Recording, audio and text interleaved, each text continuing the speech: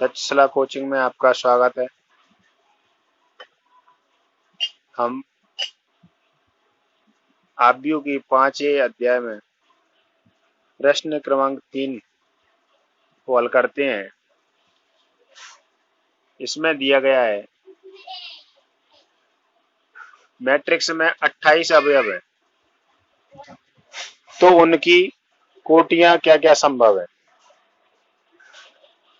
28 अवयवों को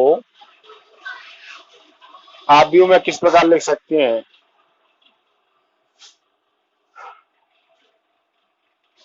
तो उनके हम खंड करते हैं 1 गुणा 28, अर्थात एक पंक्ति में 28 अवयव, तो पंक्ति 1 स्तंभ 28, या 28 पंक्ति 1 स्तंभ, या 2 पंक्ति में 14 अवयव, या 2 पंक्ति 14 स्तंभ, या 14 पंक्ति 2 स्तंभ।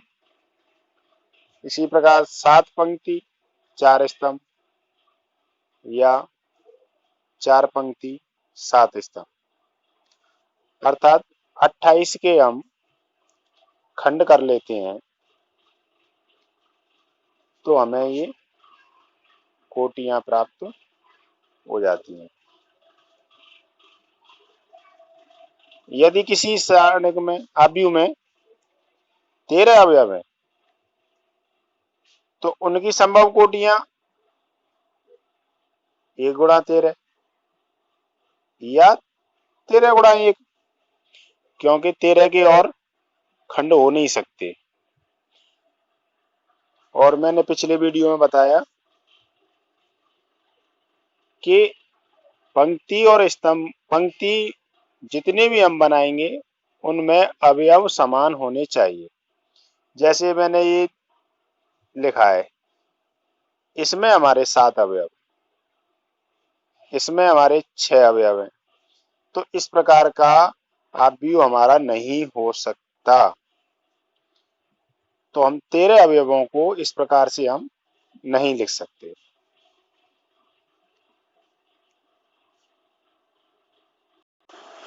अब प्रश्न 4 में हम देखते हैं 4 पंक्ति वाला विकर्ण आव्यूह आपको बनाना है।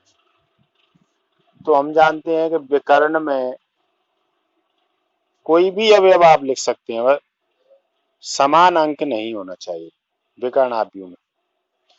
तो 4 पंक्ति बनाना है, तो हमने ये 4 पंक्ति वाला विकर्ण आव्यूह बनाया है। इसके विकर्ण के अवयव जो हमने लिखे हैं, इनके अतिरिक्त भी आप कोई भी अंक लिख सकते हो, शेष अवयव शून्य होने चाहिए। दूसरा प्रश्न, एक आव्यूह। तो एक आव्यूह I3 यानी 3 गुणा 3 कोटि का। तो ये 3 गुणा 3 कोटि का हमने विकर्ण आव्यूह बनाया है। एक आव्यूह, एक आव्यूह का जो मुख्य विकर्ण होता है उसका प्रत्येक अवयव 1-1 होता है, और अदिश आव्यूह में 1 के अतिरिक्त समान अंक होते हैं। अब तीसरा प्रश्न है 3 गुणा 2 यानी 3 पंक्ति और 2 स्तंभ का शून्य आव्यूह। तो सभी अवयव शून्य, तो इसकी 3 पंक्तियां हैं, 1, 2 और 3, तो इसकी कोटि कितनी है, 3 गुणा 2। चौथा प्रश्न है पंक्ति मैट्रिक्स, पंक्ति आव्यूह। इसमें हमें एक पंक्ति बनाना है, स्तंभ कितने भी हो सकते हैं, एक पंक्ति में हम कितने भी अवयव लिख सकते हैं और कोई भी अंक लिख सकते हैं।